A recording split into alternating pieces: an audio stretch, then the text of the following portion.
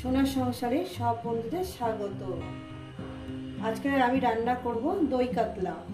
দই কাতলা করার জন্য মাছটা আমার ভাজা আছে, এখানে কাতলা মাছ ভাজা আছে।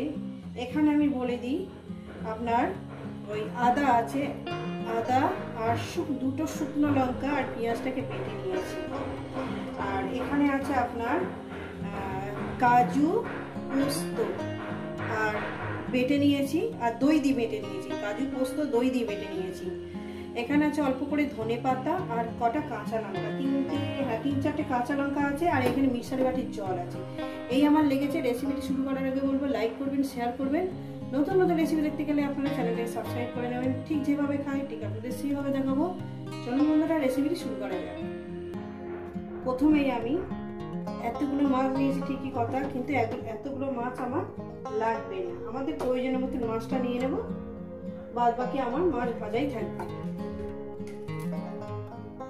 গ্যাস ধরিয়ে দিয়েছি, আমি কড়া বসিয়ে দিয়েছি। কড়া আমার গরম হবে।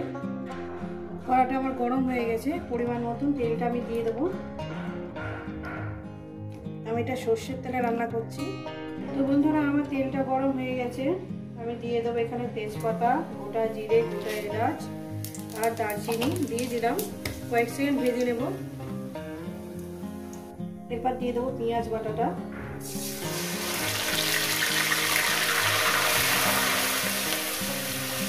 পেঁয়াজ বাটাটাকে দিয়ে আমি মিনিট 3 ধরে এটাকে আমি সুন্দর করে পেঁয়াজটাকে ভেজে নেব।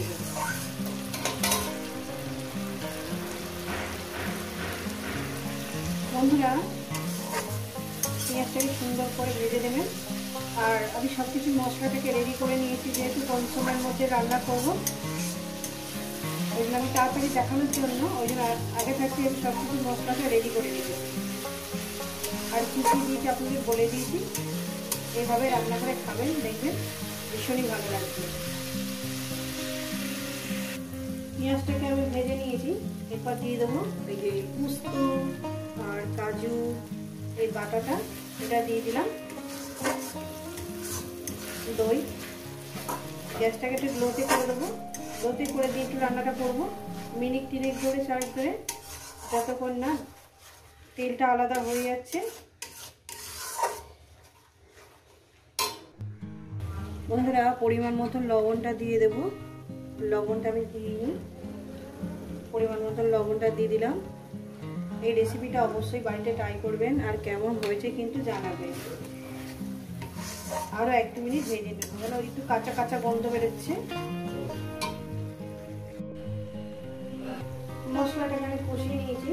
এরপর দিয়ে দেবো এখানে জল দিয়ে দিলাম। জলটা দিয়ে একটু 1 মিনিট ফুটিয়ে নেব, তারপর আমি মাছগুলো দিয়ে দেবো।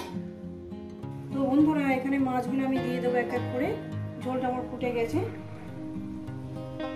এই রেসিপি আপনাদের কেমন লাগছে অবশ্যই কিন্তু বলবেন। বন্ধুরা, আমি যেভাবে খাই ঠিক আপনাদের ঠিক সেইভাবে কিন্তু দেখাচ্ছি রেসিপিটা।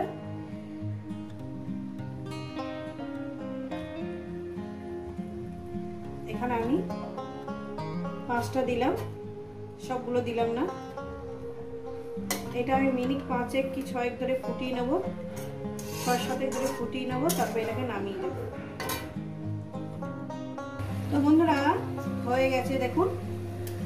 দেখতেও সুন্দর, খেতেও সুন্দর। একবার এইভাবে বাড়িতে বানিয়ে খাবেন, আর খেয়ে কিন্তু অবশ্যই জানাবেন। এটা আমি নামিয়ে দেখাচ্ছি। তো বন্ধুরা দেখুন, দেখতেও কত সুন্দর, খেতেও কত সুন্দর। এইভাবে কিন্তু বাড়িতে বানিয়ে খাবেন, কেমন হয়েছে জানাবেন। লাইক করে দেবেন, শেয়ার করে দেবেন। নতুন নতুন রেসিপি দেখতে গেলে চ্যানেলটাকে সাবস্ক্রাইব করে নেবেন। বন্ধুরা, আবার নতুন কোনো রেসিপির সঙ্গে দেখা হচ্ছে। সবাইকে বলবো সুস্থ থাকবেন, ভালো থাকবেন, আর আমার নিত্য নতুন ভিডিও দেখবেন। কিন্তু এইভাবে বানিয়ে খেয়ে আমাকে অবশ্যই কিন্তু জানাবেন দারুণ হয়েছে খেতে। আমার রেসিপি বলে কোনো বলছি না, সত্যি দারুণ হয়েছে। গরম গরম ভাতের সঙ্গে দারুণ লাগবে।